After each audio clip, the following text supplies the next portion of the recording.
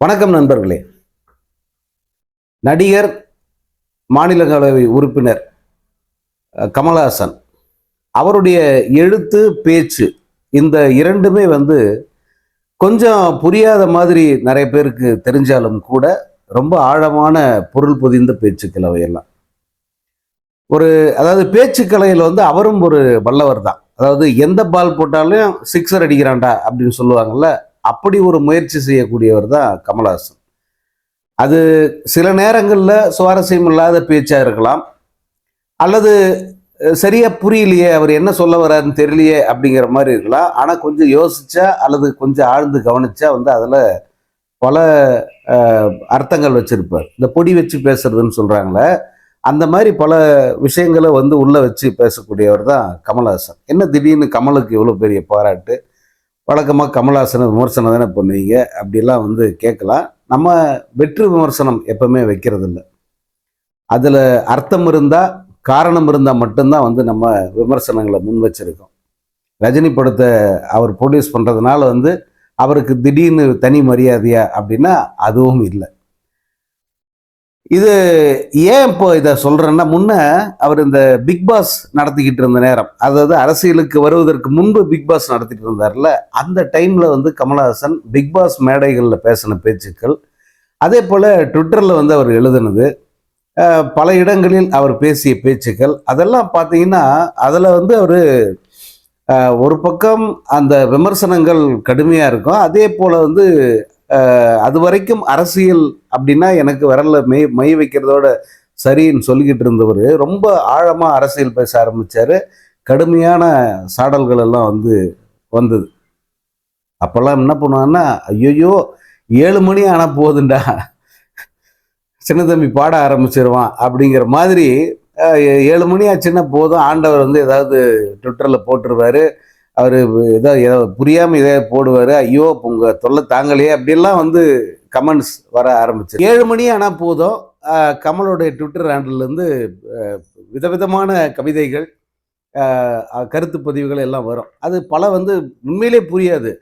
அவர் இப்போ பயன்படுத்துகிற வார்த்தைகள்லாம் ரொம்ப கடுமையான தமிழா தெரியும். இது என்ன இது, சங்ககால தமிழா அல்லது நக்கீரன் காலத்து தமிழா அப்படின்னு கேட்குற அளவுக்கு அவர் வார்த்தைகளை தேடி பிடிச்சி பண்ணுவார். அதை நான் ஒரு வாட்டி அவருடைய அலுவலகத்தை சேர்ந்த ஒரு நண்பர், பத்திரிகையாளர் தான், அவர்கிட்ட ஒரு முறை கேட்டேன். இல்லை, இவர் இந்த மாதிரி ஒரு புரியாத வார்த்தைகள் எல்லாம் கடுமையான தமிழ் வார்த்தைகளை பயன்படுத்துகிறாரு, அது ஏன் அது பண்ணுறாரு, தெரிஞ்சு தான் பண்ணுறாரு அப்படின்னா, ஆமாம் உண்மைதாங்க, தெரிஞ்சு தான் பண்ணுறாரு. அவர்கிட்ட ஒரு முறை கேட்கும்போது சொன்னாராம் கமல், யோசிக்கட்டுமே, எது பார்த்த உடனே அப்படியே எடுத்து உடனே சாப்பிட்ற மாதிரி கொடுத்தா எப்படி? நம்ம ஒரு பதிவு வெளியிடுறோம், நம்ம ஒரு கருத்து சொல்கிறோம், அந்த கருத்து என்னன்றதை யோசிக்காம அப்படி கடந்து போயிட்டாங்கன்னா எப்படி? யோசிக்கிட்டோம், யோசிச்சு தெரிஞ்சுக்கிட்டோம் அப்படின்னு கமல் சொன்னாராம். அப்போதான் நானும் கூட அதை வெளியிட்டிருந்தேன். கமல் ஒன்றும் தெரியாமல் இந்த மாதிரி வார்த்தைகளை பயன்படுத்தி இந்த ட்விட்டு கவிதையெல்லாம் எழுதலை, அவர் தெரிஞ்சே வேணும்னு தான் அதை பண்ணுறாரு அப்படின்னு சொல்லிட்டு நான் எழுதியிருந்தேன். ஸோ அந்த மாதிரியான ஒரு நடிகர், அந்த மாதிரியான ஒரு கலைஞர் கமலஹாசன். ஏன் அவருக்கு இப்போ இவ்வளோ தூரம் அவரை பற்றி முன்னுரைத்தார் அப்படின்னு சொன்னால், அவர் இந்த அரசியலில் திமுகவுக்கு எதிர் முகாமில் நின்று அல்லது எதிரணியில் நின்று அவர் ஒரு அரசியலை முன்னெடுத்தார். கடும் விமர்சனங்களை திமுக மேலே வச்சார். அப்படி வைக்கும்போது அவர் வெளியிட்ட ஒரு காணொலி ரொம்ப பிரபலம், உங்களுக்கும் தெரியும். அது என்னன்னா, அந்த ஒரு தொலைக்காட்சி ஓடிக்கிட்டு இருக்கோம். அதை அதில் ஆளும் கட்சி, அதாவது திமுக பற்றி ஏதோ வரும். அப்போ அது மேலே ஒரு ரிமோட்டை தூக்கி போட்டு உடைப்பார். அது மிகப்பெரிய ஒரு சர்ச்சையாச்சு, விமர்சனங்களுக்கு உள்ளாச்சு, கேலிக்கும் உள்ளாச்சு. பல பேர் ஏன் ஆண்டவரே அந்த டிவியை போட்டு உடைச்சிங்க, நல்ல டிவி தானே, எல்இடி டிவியாக இருக்குது, எங்கிட்டே கொடுத்துருக்கலாமே அப்படின்னு கேட்டிருந்தாங்க. இப்போ என்ன நடந்துருச்சுன்னு சொல்லிட்டு உங்களுக்கு இவ்வளோ கோவம், டிவி போட்டு உடைக்கிறீங்க அப்படின்னு சிலர் ஜாலியாக கேட்டிருந்தாங்க. இன்னும் சிலர் அவங்கள நினச்சி தான் நான் இப்பயும் ஆச்சரியப்படுறேன். நான் இன்னும் மறக்கலை அந்த கமெண்ட்ஸை, 3-4 கமெண்ட்ஸு. அவங்க நீங்கள் இப்போ எப்படியோ நீ அங்கே தான் போய் சேர போகிறீங்க, அதுக்கு எதுக்கு டிவி எல்லாம் உடச்சிக்கிட்டு உணர்ச்சிசப்பட்டுட்டு அப்படின்னு சிலர் கமெண்ட் போட்டிருந்தாங்க. எவ்வளோ தூரத்துக்கு அவங்க யோசிக்கிறாங்க பாருங்கள். இந்த அரசியல் நகர்வை 5 வருஷத்துக்கு முன்னாடி அவங்க எப்படி யோசிச்சாங்க பாருங்கள். ஸோ இப்படி அதில் அந்த மாதிரி எல்லாம் போட்டிருந்தாங்க. அந்த வீடியோவுக்கான ஒரு விளக்கத்தை வந்து இப்போ கொடுக்குறாரு கமலஹாசன். இப்போ திமுக முகாமுக்கு போயிட்டாரு. திமுக சார்பிலேயே வந்து எம்பி ஆகிட்டு ராஜ்யசபையில் போய் உட்காந்துட்டாரு. போகிற இடத்துலலாம் கேட்பாங்கல்ல, நீ திமுகவை அவ்வளோ எதிர்த்தீங்க, திமுக கட்சியை வந்து ரொம்ப கடுமையாக விமர்சனம் பண்ணீங்க, ஆனால் நீங்கள் இப்போ அவங்க கூடயே வந்து இணக்கமாக இருக்கீங்க. அவங்க கிட்டத்தட்ட உதயசூரியன் சின்னத்தில் தான் வந்து அவர் ஜெயிச்ச மாதிரி இப்போ அங்கே ராஜ்யசபாவில். இது என்னங்க இது, எல்லாரும் சொல்கிற மாதிரி கடைசியில் நீங்கள் அறிவாலயத்திலே போய் ஐக்கியம் ஆயிட்டீங்களாங்க அப்படின்ற அந்த விமர்சனங்கள் வரும் இல்லையா? அவர் காதுபட அது வரும்போது வந்து கண்டிப்பாக வந்து எல்லாருக்குமே அது உறுத்தலாக இருக்கும். கமல்ஹாசனுக்கும் அந்த உறுத்தல் தான். இப்போ ஒரு அண்மையில் அவர்கிட்ட அதை பற்றி கேட்டிருக்காங்க. அவருக்கும் இந்த மாதிரியான பதிவுகளை படிச்சிருப்பாரு. அதுக்கு அவர் சொன்ன விளக்கம் இருக்கு பாருங்க. எனக்கு நான் இப்பயும் சொல்கிறேன், கமல்ஹாசன் மீது 1000 விமர்சனங்கள் இருக்கலாம். ஆனால் அவர் மொழியை கையாளுகிற விதம் இருக்க, தமிழை அவர் கையாளுகிற விதம், அதே போல் ஊடகத்தை அவர் பயன்படுத்துகிற விதம் இருக்க, அது வந்து அபாரம். அப்போ சொல்கிறாரு அதில், ஏன் வந்து இந்த ரிமோட்டை தூக்கி டிவி மேலே போட்டேன்னா, அந்த ரிமோட் என்னோடதுங்க. டிவி என்னோடது தான், ரிமோட்டே என்னோடது. என் ரிமோட்டை நான் தூக்கி போட்டேன், இப்போ நான் திருப்பி நான் எடுத்துக்கிட்டேன். வேற எவனா தூக்கின்னு போயிட்டா, நான் தூக்கி போட்ட ரிமோட்டை வேற எவனா தூக்கின்னு போயிட்டா டிவி அவனுக்கு சொந்தமாயிடும்ல, அவன் கண்ட்ரோலுக்கு போயிடும்ல. அதை எப்படி நான் விட்டுருவேன்? நான் எனக்கு தேவை, எனக்கு கோபமாக இருக்கும்போது நான் விமர்சனம் பண்ண தூக்கி போட்டேன். இப்போ நம்ம ரிமோட் அது நம்ம கட்டுப்பாட்டில் இருக்கோம், நம்ம விட்டு எங்கேயும் போயிடாது, நம்ம சொன்னால் கேட்கும் அப்படிங்கிற மன உறுதி எனக்கு தெளிவு வந்துருச்சு. நான் ரிமோட்டை நான் திரும்ப எடுத்துக்கிட்டேன் அப்படின்னு சொன்னார். நான் வந்து நண்பர்களே, இது சரி, அவருடைய அரசியல் நிலைப்பாடு சரி தவறு இதையெல்லாம் வந்து நான் எந்த வகையிலும் வந்து நான் நியாயப்படுத்தலை. நான் இப்போ இந்த வீடியோ சொல்கிறதுக்கு காரணம் என்னென்னா, கமல்ஹாசன் அப்படிங்கிற அந்த கலைஞருடைய அந்த சாதுரியம், அந்த அந்த சூழ்நிலையை சரியாக உள்வாங்கிட்டு அதுக்கு ஏற்ற மாதிரி பதில் சொல்கிற விதம்.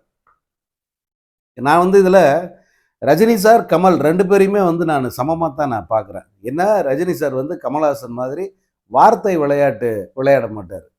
அவரும் கூட சில நேரங்களில் ரொம்ப ரொம்ப ரொம்ப இன்டெலெக்சுவலாக வந்து ரஜினி சார் பதில் சொல்லுவார். திருவள்ளுவருக்கும் காவி சாயம் பூச முடியாது, எனக்கும் பூச முடியாது அப்படின்னு சொன்னார். அதெல்லாம் என்ன மாதிரி டைமிங்கு, என்ன மாதிரியான வார்த்தை பிரயோகம் யோசிச்சு பாருங்க. அதற்கு நிகராக தான் கமல்ஹாசன். இந்த கமல்ஹாசன் வந்து எப்பவுமே வந்து அவர் பதில் சொல்றதுல மொழியை பயன்படுத்த ரொம்ப கவனமாக இருப்பார். ரஜினி சாராவது கூட வந்து கொஞ்சம் கேஷுவலாக போயிடுவார். கமல் வந்து அந்த காஷன் எப்பயுமே அவருக்கு இருக்கும். அப்படித்தான் வந்து இந்த பதிலை நான் பார்த்தேன். அதாவது திமுகவுக்கு சப்போர்ட் பண்ணி திமுகவை தேடி போய் திமுக ஆதரவில் எம்பி ஆயிருக்காரு. ஆனால் அங்கே என்ன சொல்றாரு, திமுக ஒரு ரிமோட்டு தான், அது என் கண்ட்ரோலில் தான் இருக்கு, நான் என்னுடைய கட்டுப்பாட்டில் தான் அதை வச்சிருக்கேன், எனக்கு தேவையான போது நான் பயன்படுத்திக்குவேன். எவ்வளவு சாதுரியமான ஒரு வார்த்தை பிரயோகம் பார்த்தீங்களா? அதுக்காகத்தான் இதை நான் சொல்கிறேன். இது வந்து பல செய்தியாளர் சந்திப்புகளில் வந்து கமல்ஹாசனுடைய அந்த சொல்லாடல்கள் இருப்பாருங்க. அதெல்லாம் கேட்டு நான் ரொம்ப பிரமிச்சு போயிருக்கேன். நான் பலமுறை சொல்லியிருக்கேன். எனக்கு ரொம்ப சிம்பிளாக சொன்னார். நான் கேட்ட ஒரே ஒரு கேள்விக்கு, இப்படியே போச்சுன்னா சினிமா என்ன சார் ஆகணும்? ஒன்றும் ஆகாதுங்க, நல்லா இருக்கும் சினிமா அப்படின்னாரு. எப்படி சார் சொல்கிறீங்கன்னா, ஒன்றும் இல்லை, பெரிய ஸ்க்ரீனுக்கு படம் எடுத்தோம், அப்புறம் சின்ன ஸ்க்ரீனுக்கு படம் எடுத்தோம், இப்போ உள்ளங்கைக்கு படம் எடுக்க போகிறோம், உள்ளங்கை ஸ்க்ரீனுக்கு படம் எடுக்க போகிறோம், அதான் நடக்கும். இது எப்போ சொல்கிறாரு? 2011 சொல்கிறார். இன்றைக்கி என்ன 2025, யாருக்கு படம் எடுத்துன்னுக்கிறோம்? மொபைலுக்கு தான் நம்ம சினிமா எடுத்துக்கிட்டு இருக்கோம். ஸோ அந்த மாதிரி அந்த சொற்களை பயன்படுத்துகிற விதம், சொற்களை பயன்படுத்துகிற கலை இருக்கே, அது ரொம்ப அபாரமாக கைவரும் கமல்ஹாசனுக்கு. இந்த அரசியல் நிலைப்பாட்டை அவர் நியாயப்படுத்துகிறாரு. அதே நேரம் இந்த திமுக அணியோடு தான் சேர்ந்ததுங்கிறது எந்த வகையிலும் வந்து அரசியலில் ஒரு அந்த மாரல் அப்படின்னு சொல்லுவோம்ல, இந்த நெறிமுறைகளுக்கு புறம்பானது அப்படியெல்லாம் ஒன்றும் கிடையாது. இது வந்து என்னுடைய ஒரு கட்சி தான், நான் எப்போது நினைத்தாலும் வந்து என் கட்டுப்பாட்டுக்குள்ளே வரக்கூடியவர்கள் தான் அவங்க, அல்லது நான் சொல்கிறத செய்யக்கூடியவங்க தான். திமுக அப்படிப்பட்ட கட்சி இல்லை, இவர் சொன்னால் அவங்க கேட்டுப்பாங்க அப்படி இல்லை. அதுக்கு அர்த்தம், நான் வந்து நட்பு ரீதியாக ஒன்று சொன்னால் அவங்க அதை கேட்டுப்பாங்க அப்படிங்கிற மாதிரியான வார்த்தை பிரயோகத்தை இப்போ இதை முதல்வர் பார்க்குறாருன்னு வச்சுக்கோங்களேன், அவருக்கும் கோபம் வராது. இது ரொம்ப முக்கியம். ஒரு வார்த்தை பயன்படுத்தும் போது அல்லது ஒரு பதிலை சொல்லும்போது எதிராளி மனசும் புண்பட்டுறக்கூடாது. ஒரு காலத்தில் எதிராளியாக இருந்து இப்போ நண்பனாக இருப்பான். அந்த நண்பனும் மனசு புண்பட்டுறக்கூடாது. அப்படி பேசுறது இருக்குல்ல, அதுதான் வந்து கமலஹாசன் இப்போ சொன்ன பதில்ல அந்த மாதிரியான ஒரு நயமான ஒரு பதிலா அதை நான் பார்க்குறேன்.